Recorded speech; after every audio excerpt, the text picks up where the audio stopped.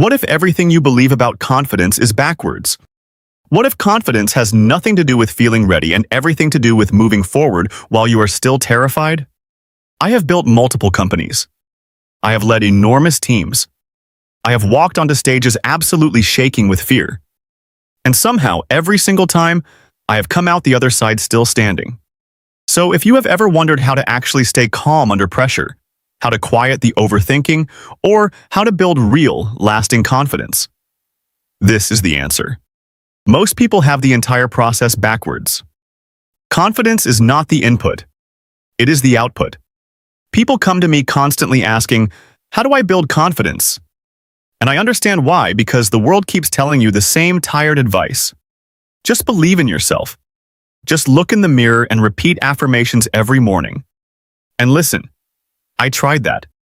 In my early 20s, I genuinely had affirmations taped to my bathroom mirror. I am beautiful. I am strong. I am capable. I am confident. And here is the truth. Absolutely nothing changed. Those words sitting on a piece of glass did nothing for how I actually felt walking through the rest of my day. The reason is simple. Confidence is built through action, not through repetition of words. This is why I constantly tell people, your mood follows the plan. When you keep the promises you make to yourself, especially on the days you do not feel like keeping them, that is the real input that eventually produces the output of genuine confidence. And this is exactly what most people overlook. They become obsessed with chasing the result itself. Think about it this way. If someone says, I really want to be thin, and then spends all their time simply wishing for it and thinking about it, nothing happens. But if you tell them, go get into the gym, do the actual workout, eat the actual food, that is where real change begins. You cannot wish your way into a result. You have to work your way into it. Let me give you a real example from my own life. At 21 years old, I moved across the entire country. I had no job lined up. I had no real savings. And honestly, I had no idea what I was doing. I certainly did not feel confident in myself, and I had zero confidence in my ability to actually pull any of it off. So instead of waiting to feel ready, I did the only thing I could control. I built a plan. I moved to California, found an apartment, and then looked for any job within walking distance that matched my background in exercise science because I genuinely could not afford to spend money on gas. I ended up getting hired at a 24-hour fitness gym. Within the first 2 days on the job, I discovered something that completely caught me off guard. The job was not actually about fitness at all. It was about marketing and sales. And I was terrified because I had no training, no experience, and no idea how to do either of those things. I felt a full-blown wave of imposter syndrome, almost an out-of-body sensation just thinking, how am I supposed to do this? Meanwhile, every single day, I was watching my bank account shrink. I started with $5,000 and watched it drop and drop. Rent alone was $1,400 a month, plus food, gas, insurance, and student loan payments. Every month I did the math and thought, I have maybe 3 months left before this falls apart. So I made a decision. I knew I refused to become the person who walked away. I knew quitting would only confirm every negative belief I already had about myself. So I put in the work. I committed to reading 5 books on sales. I showed up at 4 in the morning. I stayed until 9 at night. I drilled the fundamentals over and over. I sought out every single person who was better at this than me and asked to learn from them. I chased every opportunity to build the skill, no matter how small. I remember being so nervous before my very first sales attempt that I locked myself in the bathroom because I genuinely thought I might throw up. But I stayed in that bathroom. I did not walk out the door. I did not quit. For the first 30 days, I was simply terrified, full stop. And then I remember the exact moment I closed my first sale. My manager and my entire team gathered around me, cheering, telling me I had done it. But here is the strange part. None of that celebration was actually what mattered. It was not the congratulations. It was not even the money. What mattered was how I suddenly felt about myself. It was like a version of my future self that I had only imagined got pulled directly into the present moment, right in front of me. Every limiting belief I had been carrying about myself shattered in that instant. Before that sale, I did not believe I could make real money. I had zero confidence in my ability to sell or market anything until the moment it actually happened. And the second it did, an entirely new range of possibility opened up in my mind. I started imagining other things I could accomplish, other skills I could learn, other walls I could break through beyond the small box I had built around my own identity. It would have been completely absurd to think that reading affirmations in a mirror could have ever produced that shift. I became good at sales because I put in the repetitions required to become good at sales. And here is the deeper truth hiding underneath all of this. Success does not discriminate. Confidence does not discriminate either. It does not care where you came from. It does not care about your background or your past experience. The only thing it responds to is the actual work you put in to earn it. So when you look at someone and think, how is that person so confident given everything about their circumstances, their appearance, their career? Understand this. They did work that you simply have not done yet. You have to earn it. You have to build it into existence through action. Here is the mechanism behind all of it. Your brain collects evidence, and that evidence is precisely what constructs your identity and your confidence over time. When someone tells me, I want to speak at this event but I'm not confident enough to do it, I tell them honestly, it would be absurd to expect confidence before you have ever stood on that stage. Of course you are not confident yet. Your brain is wired to predict outcomes based on prior experience. If you have never done something before, your brain has no data, so it defaults to fear because fear keeps you away from the unknown, and avoiding the unknown is how your brain believes it keeps you alive. Our brains are built for survival, not for achievement. So expecting confidence before you have taken the action is asking your biology to do something it was never designed to do. Confidence arrives after you have done the thing because your brain registers that you survived it, and it quietly updates its prediction. It is safe. You can do this again. Now, here is something important to understand. I did not become permanently, unshakably confident after that. Just like a muscle that weakens without consistent use, confidence behaves exactly the same way. If you stop placing it under any pressure, it atrophies. So if you genuinely want to build confidence that holds up over time, you need a system that tracks the truth, not your fluctuating emotional state from one day to the next.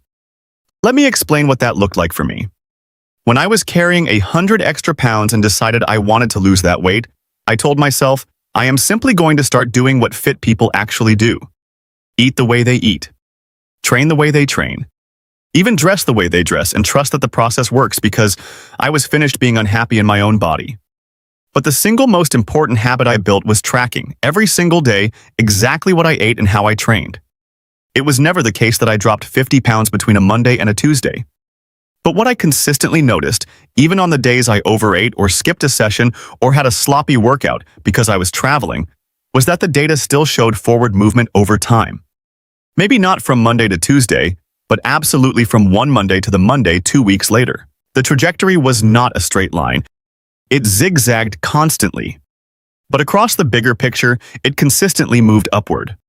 And that is the exact moment I understood that real confidence comes from data, not from a temporary dopamine spike. Over time, the evidence you feed your brain begins to override the emotional stories you tell yourself in the moment. Your brain ultimately follows the evidence, not the feeling. This is precisely why tracking your progress keeps people on course. Your brain looks at recorded objective data and concludes, this is real, this matters, I am going to trust this. Without that tracking, all you are left with is a vague feeling. And that feeling is unreliable, even when you are objectively making progress. Have you ever noticed that you can be improving steadily and still feel terrible about yourself in the moment? An enormous number of people experience exactly that, and the reason is simple. They are not tracking anything because progress does not move in a straight line. You remember the difficult days vividly, but the good days tend to blur together and disappear from memory. Yet when you actually track and review the data, you often discover something surprising, like realizing you had 5 genuinely strong days this week and only 2 rough ones. Our brains have a natural bias toward exaggerating the negative. Tracking your wins is how you fight back against that bias directly.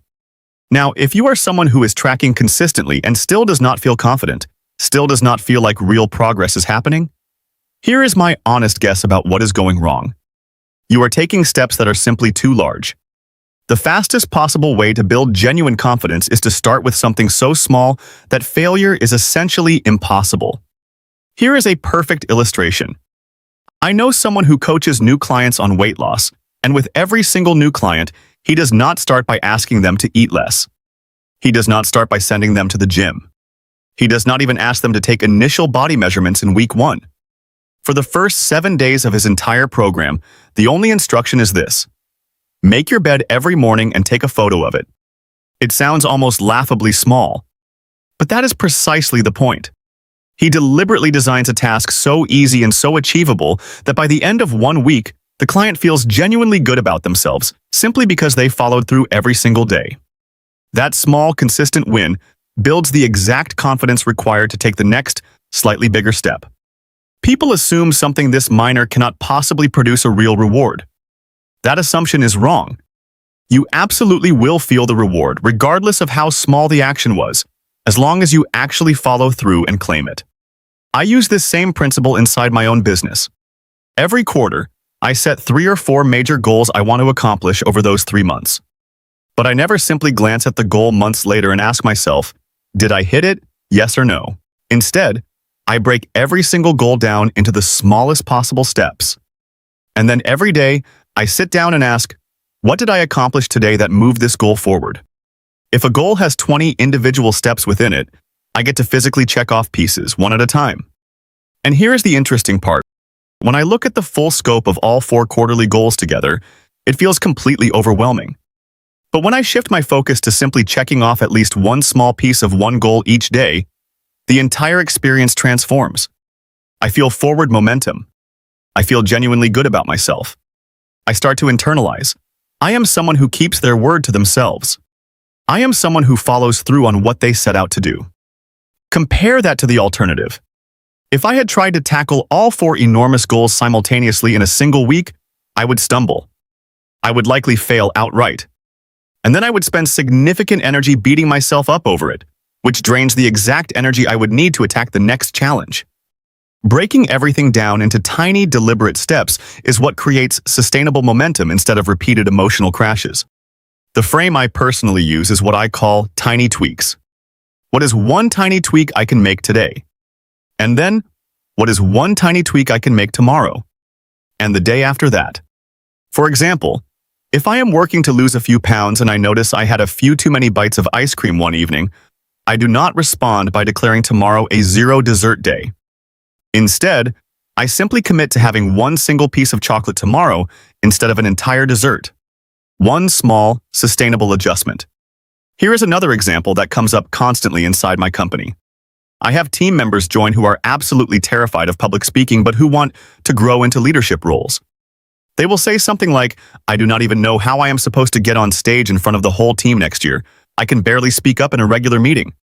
And my response is always the same. Baby steps. Tiny tweaks. Here is exactly what we are going to do. On Monday's team huddle, I just want you to run one small 60-second segment. On Tuesday's meeting, I simply want you to give a single shout-out to one teammate. The following week, I want you to own a 2-minute segment, plus give 2 shout-outs.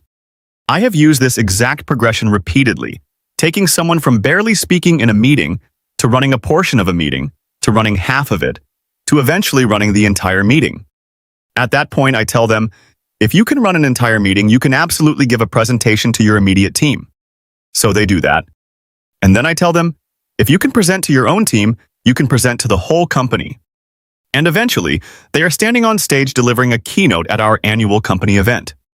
I have used this exact method again and again, turning people who were once paralyzed by the thought of public speaking into people who genuinely thrive on stage. But it never begins with, let's get you onto that stage. It begins with, let's have you speak for 60 seconds on a Zoom call.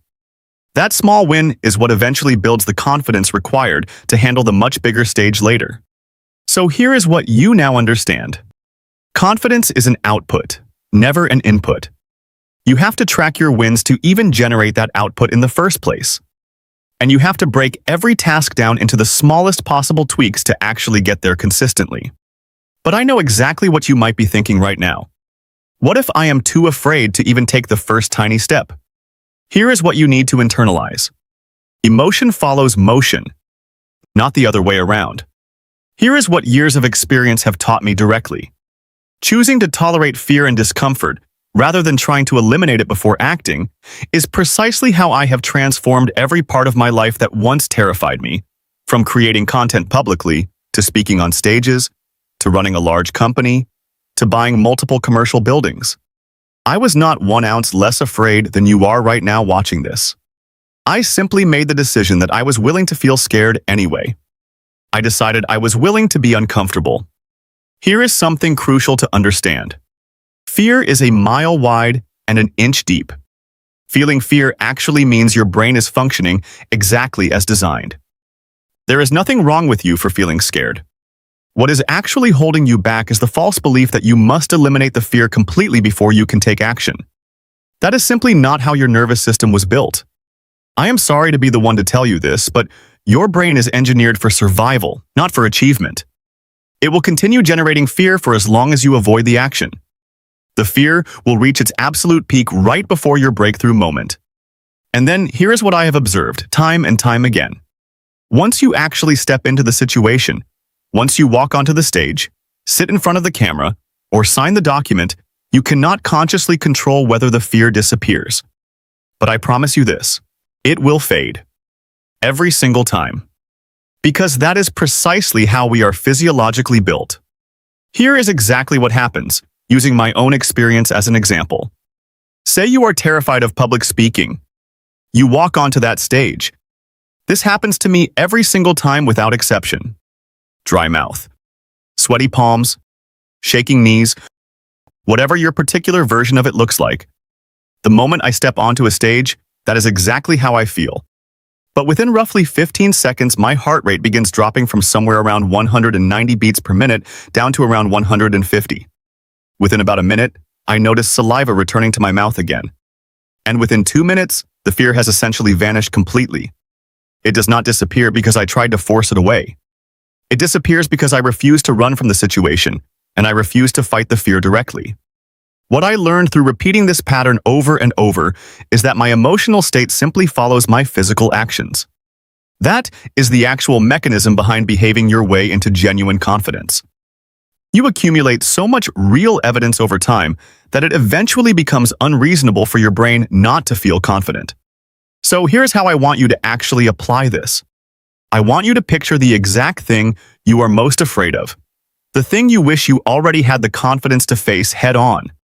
And instead of approaching it the way most people do, here is the shift I want you to make. Take that specific fear, whatever it is. Maybe it is a difficult conversation you need to have with your partner. Maybe it is telling your parents you are not going to college. Maybe it is having to let someone go from your company. Whatever it is, instead of trying to meditate it away, instead of trying to affirm it out of existence or manifest it into disappearing, do something different entirely. Pick the fear up. Put it directly into your bag. And carry it with you everywhere you go, into whatever you do next.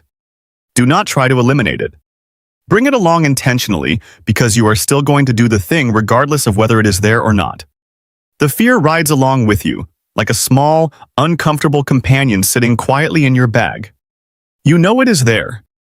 You can feel it, often somewhere in your stomach, somewhere in your body.